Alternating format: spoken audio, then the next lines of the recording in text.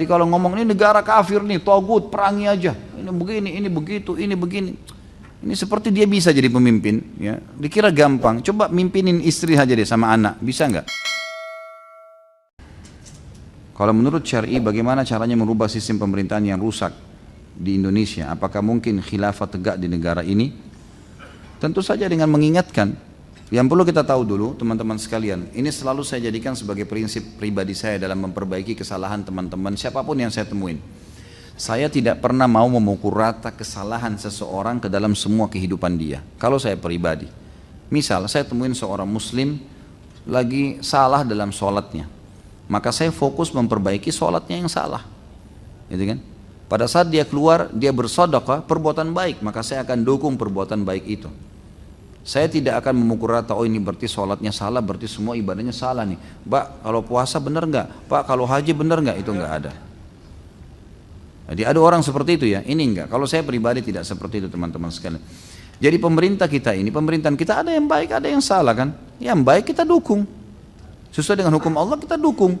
Dukung apapun itu, kita doakan pemimpin dan seterusnya. Yang tidak sesuai dengan syariat itu yang kita larang.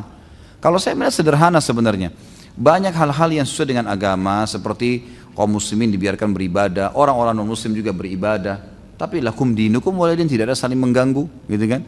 Itu kan memang seperti itu terjadinya. Nabi SAW kalau masuk pasukan jihad dan menang, beliau melarang untuk merusak tempat ibadah. Dan setelah masuk pasukan muslimin, konsep ayat Al-Quran la ikraha fiddin berlaku. Tidak ada paksaan dalam menganut agama Islam.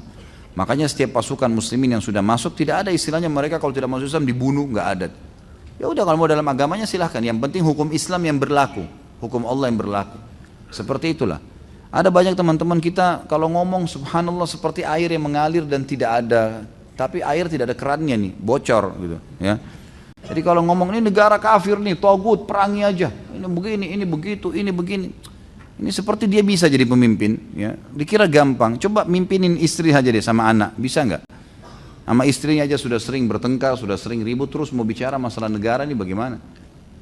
Kalau ada yang salah teman-teman kita ingatkan, kalau ada yang benar kita dukung. Insya Allah orang kalau seperti ini polanya kita sampaikan, mereka akan bisa menerima. Tapi kalau kita pukul rata semuanya orang salah, maka nggak boleh ini, gitu kan?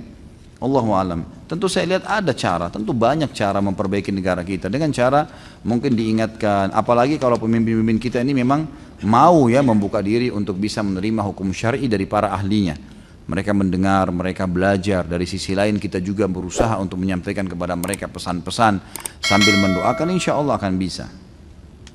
Tentu tidak bisa sepintas ya membolak-balikan tangan, tapi insya Allah ya tetap tidak ada kata-kata putus asa dalam agama. Bolehkah kita memberontak atau kudeta kalau pemimpin negara ini jelas-jelas berkhianat, misalnya menggunakan kekayaan negara untuk kepentingan pribadi, menarik pajak yang sangat memberatkan rakyatnya, menindas rakyat kecil yang benar dikalahkan dalam persidangan atau KKN dan seterusnya. Yang saya tahu hadis tetap jelas, tidak boleh. Memberontak tidak boleh. Kata Nabi SAW, waktu para sahabat bilang, nanti akan datang pemimpin setelahku yang kalian tidak suka keputusannya, dan ada yang kalian suka. Ya. Maka para sahabat mengatakan, ya Rasulullah, kalau gitu kita memberontak aja pada saat keputusan yang kita tidak suka tuh. Kata Nabi SAW, tidak boleh selama mereka tidak larang kalian sholat. Tolak ukurnya sholatnya. Lalu bagaimana kalau seandainya ada kezaliman? Nabi SAW mengatakan juga, taatilah, patuhilah, walaupun punggungmu sampai dipukul, gitu kan.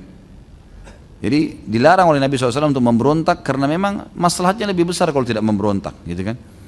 Dan kata Nabi SAW, kalau mereka berkhianat, maka mereka akan dipikulkan oleh Allah hukum terhadap mereka, dan kalian dizalimi, kalian akan mendapatkan hak kalian dari Allah. Dalam hadis yang lain, kata Nabi SAW, riwayat Hakim juga dengan sanad yang sahih. Kata Nabi SAW, kalau seandainya pemimpin kalian zalim, gitu kan, sabarlah, karena mereka akan menjalani sampai ajal mereka saja. Apa yang kalian dapatkan dari hak kalian, terimalah. Dan apa yang belum kalian terima, mintalah kepada Tuhan kalian Allah. Sesungguhnya kehidupan hanya sebentar. Untuk apa jor-joran? Sudahlah, gitu kan? Selama kita masih bisa beribadah, bisa makan, bisa minum, ya sudahlah. Kita jalankan, Allahu a'lam.